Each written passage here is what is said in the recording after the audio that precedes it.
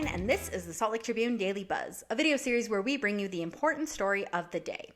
Now, while Ron DeSantis is not yet candidate for the 2024 presidential election, he was invited to headline the Utah GOP convention this past weekend. The Florida governor seems to be popular with Utah Republicans. According to a straw poll of the GOP delegates at this convention on Saturday, nearly 55% of them said that DeSantis should be the next president. Former President Donald Trump came in second with around 30% of the informal vote.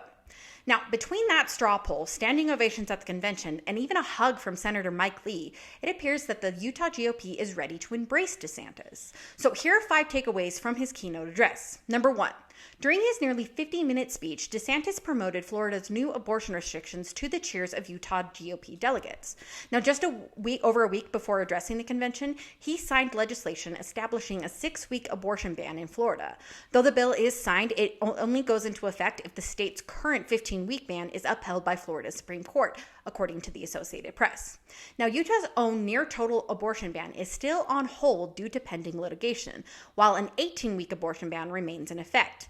Now, earlier this year, the Utah legislature passed a ban on abortion clinics starting next year, and they further restricted abortions for victims of rape or incest. Now, number 2, DeSantis also talked about Utah's recent ban on gender-affirming care for transgender minors and highlighted his own efforts to do the same in Florida. He said, quote, "We've already done this through our medical board, and it's sad that we have to do this, and I know that Utah has had to do. We are going to prohibit for minors gender surgeries and puberty blockers." Now, according to USA Today, Florida's medical board banned gender-affirming care for minors in February. State lawmakers are considering legislation to put that ban into law. Number 3, DeSantis told the Utah delegates that he was going to, quote, kneecap ESG in the state of Florida, referring to financial investments based around environmental, social, and governance concerns. He said, quote, "The people side with us on believing that we need an economy and businesses that are focused on their core missions, not corporations pursuing a woke agenda with shareholder assets. We reject ESG, we reject woke banking." Now, in March, Utah Governor Spencer Cox, DeSantis, and 17 other Republican governors signed a letter criticizing President Joe Biden's support of ESG, calling it a, quote, direct threat to American economy. Number 4, in discussing education, DeSantis said that Florida will be the first state to eliminate diversity, equity, and inclusion in higher education. Florida state's legislature is currently proposing a bill that would ban DEI in public universities. DeSantis likened DEI to a Trojan horse that tries to impose, quote, a left-wing ideological agenda on our universities and on students.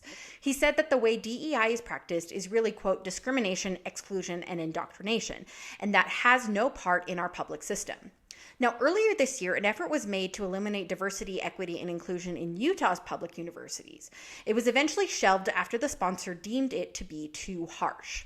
And finally, number 5, DeSantis talked about his ongoing tensions between himself and the Walt Disney Company.